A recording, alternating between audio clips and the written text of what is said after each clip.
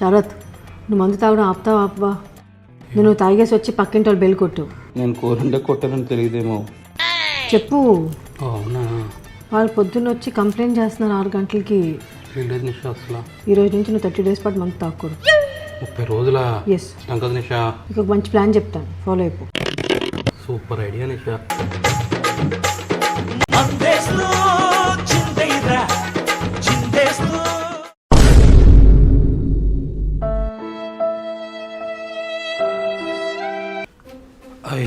Hi.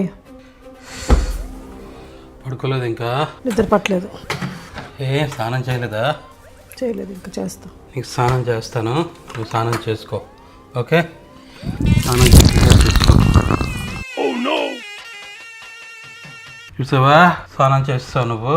Hello, ఆపు ఇంకా. ఏంటిది?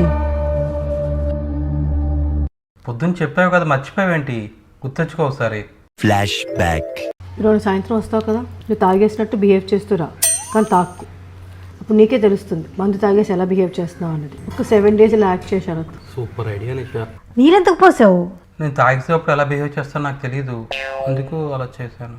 ఇంకా స్నానం చేయలేదు కదా, స్నానం చేసుకో. కానీ నిజంగా నేను తాగేసి ఇలా బిహేవ్ చేస్తున్నానంటే నా మీద నాకే అసహ్యం వేసేస్తుంది నిషా. తాగిసి బిహేవ్ చేయాలంటే తాగిసి బిహేవ్ చేయాలి. నాన్సెన్స్.